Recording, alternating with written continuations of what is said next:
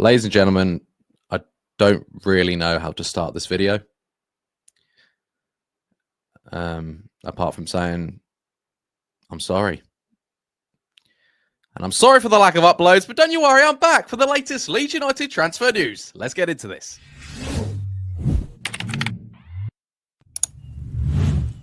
Alright guys, what's going on? My name is Ollie Ward. Welcome back to the Ollie Ward channel. I'm back, a hiatus of about 12 days. I had tonsillitis. Christ, don't get that. It's terrible. Before we do get into the transfer news, you guys know what to do. Smash that like button for the return. Let's go for 300 likes. I don't expect 300 likes at all because, I haven't been around. Everyone else has been posting videos. I've been sitting there on my deathbed with white pus in my throat.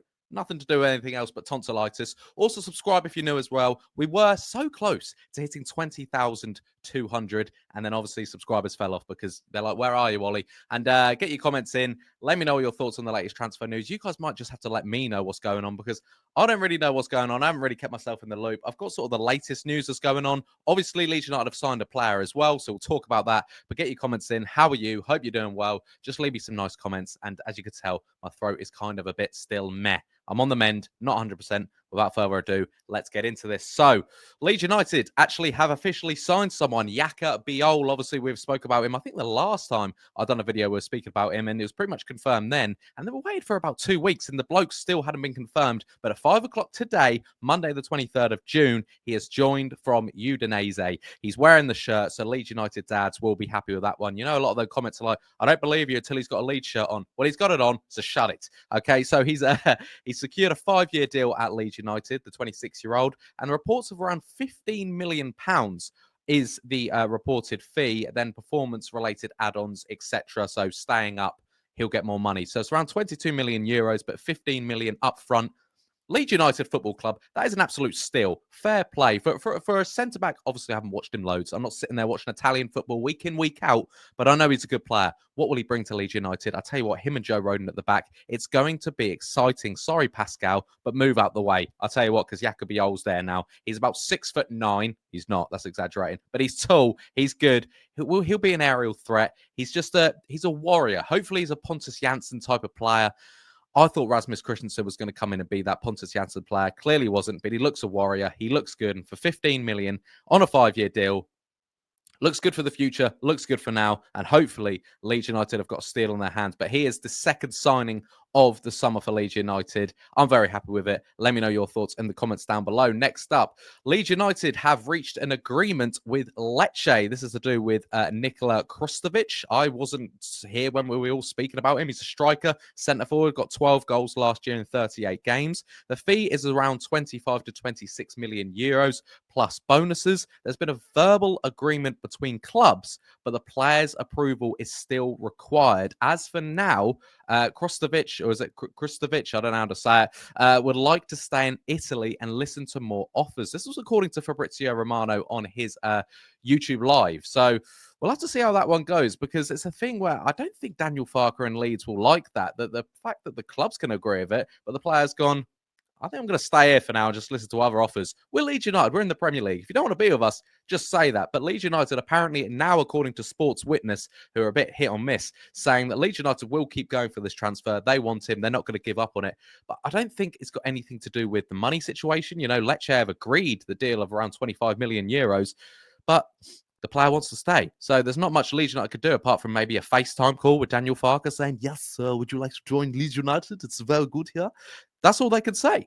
Next up, we're talking Nick Pope, and he's in goal, isn't he? We need a goalkeeper, and will he be in next? The dominoes are starting to fall, with Burnley getting in a new goalkeeper, and also Fabrizio Romano, saying today that Trafford is very close to joining Newcastle. Are the dominoes starting to fall? Leeds United need a new goalkeeper. Obviously, Meslier is looking like he will be leaving. There's reports that he's liked out in Turkey as well, Illan Meslier. I think we all know as fans, as even the players, have kind of given up with Illan Meslier, unfortunately. And it looks like, he will be on his way out. And Leeds United are fans of Nick Pope. And I think if Leeds United get in Nick Pope, that'll be an absolute steal of a goalkeeper, because James Trafford's not coming in to sit on the bench in Newcastle. He will be their number one. He was brilliant in the Championship last year for Burnley. Nick Pope will see his way falling out. And he's still, he's not young, but he's definitely not old. And obviously goalkeepers get better with age. And Nick Pope, is liked by Leeds United, and hopefully the dominoes are starting to fall now, and Leeds United could get Nick Pope. There's also Ramsdale rumours. They've been going on for a long time now, and he came up in the papers today again. Would you prefer Aaron Ramsdale or Nick Pope? For me, the dominoes are starting to fall with Newcastle and Burnley and Leeds and Nick Pope and Trafford and all that. I would personally like to see Nick Pope over Ramsdale. Ramsdale's CV isn't great. He's an all right goalkeeper, but he's got about 18 relegations on his CV. So I don't want that. I don't want to bring that bad luck to Ellen Road for this season. Thank you very much. Next up, we've got a last few stories here. Solomon wants to stay at Spurs. This is a thing where Leeds United were going to keep trying to get in Solomon. I still think they will try. They'll put in an offer. But I do believe Solomon is liked by Thomas Frank now at Spurs. And Solomon himself saying he wants to stay and fight for a place at Spurs, which is completely understandable. He believes he's a Premier League player. Don't fall in love with loan players. I think that's what we've all done. We have fell in love with a loan player. But if we could go back in for Manor Solomon, I wouldn't mind it. Again, I think you've got to sort of have a how much you go for Manor Solomon. I think 15 million for me is about enough. Sorry, I haven't spoke this much in ages, so I'm sounding terrible, but stay with me for the next few minutes. But yeah, Solomon wants to stay at Spurs. Leeds United might go in for a new new deal. I think Leeds United will. But if Solomon says, I want to stay at Spurs, Thomas Frank likes him at Spurs, there's not much persuading we could probably do for Manor Solomon. And next up, I quickly want to touch on the Willy Gnonto red card last night.